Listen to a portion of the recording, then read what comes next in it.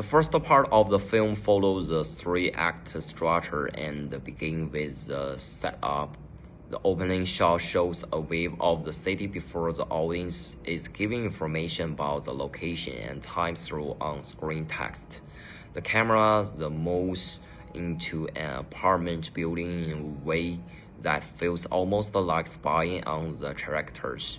This approach helps the audience feel involved in the story instead of simply watching events from a distance. The first scene introduces Marian and Sam after they have spent time together.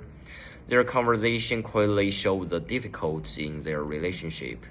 Sam explains that he is struggling with financial problems, including debts left by his father and payments to his ex-wife. Because of this responsibility, the couple cannot openly be together. As a result, viewers are encouraged to sympathize with Marian and understand her frustration. At this stage, Hitchcock also leads the audience to believe that Marian is the main character of the film.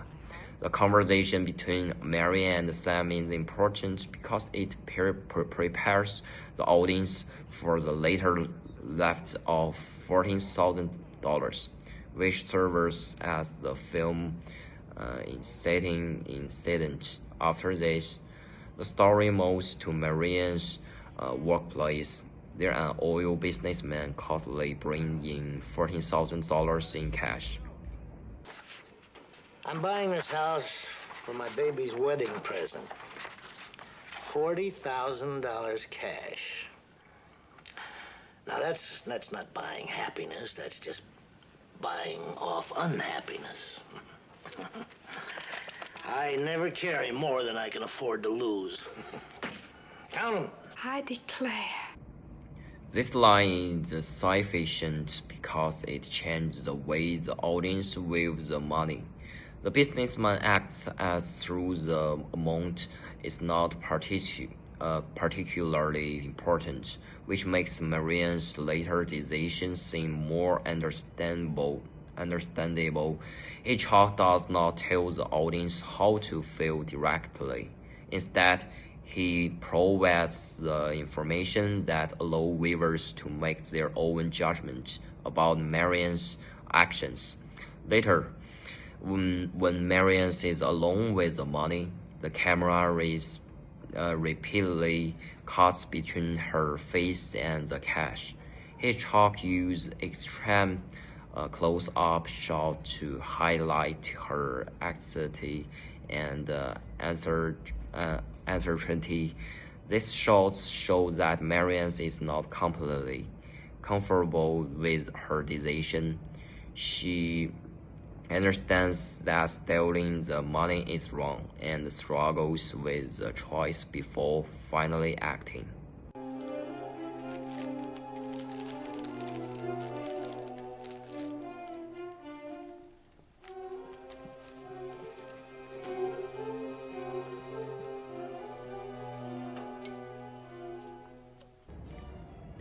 As Marian drives away, the camera constantly uses close-up shots focused on her face. Meanwhile, the surrounding environment gradually changes from daylight to darkness, accompanied by voice-over delivery from the oil businessman. Well,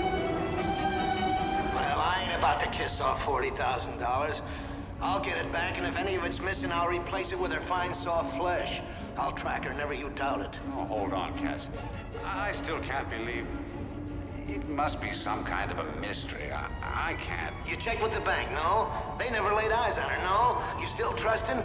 Hot creeper, she sat there while I dumped it out. Hardly even looked at it. Planning, and even flirting with me.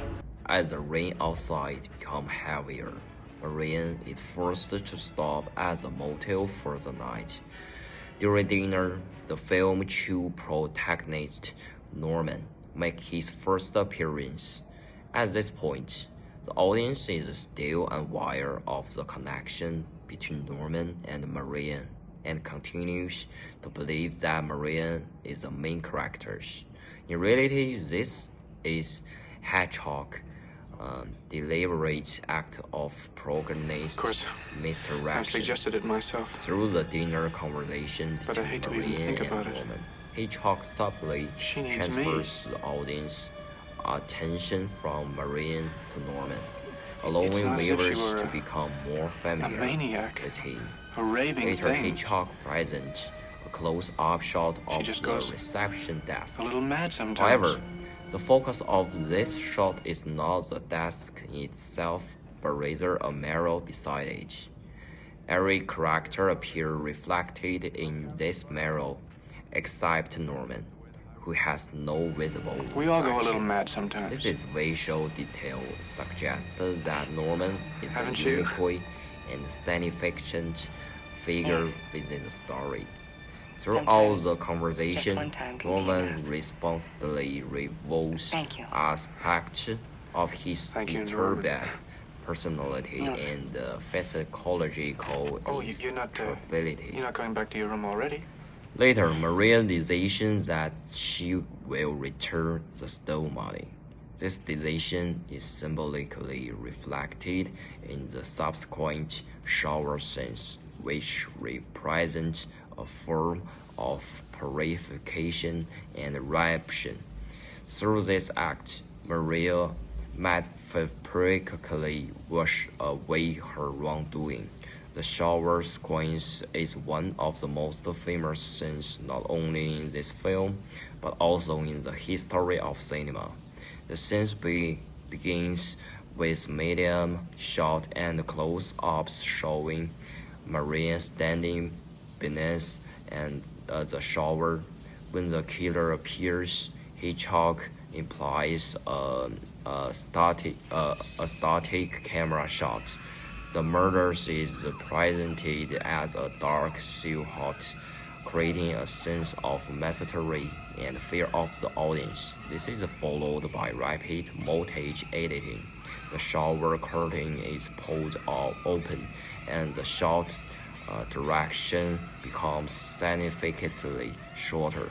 Numerous close-up shots appear in quick succession, including close-ups of the knife, Marianne's screaming face, her eye, and her arm.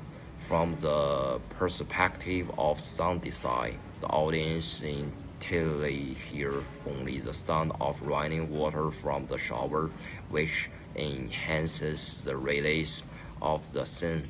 Suddenly, sharp and frantic wailing music accompanies the downward motion of the knife. This sound effect functions as non-diegetic sound, meaning it is audible only to the audience and not to the characters within the film.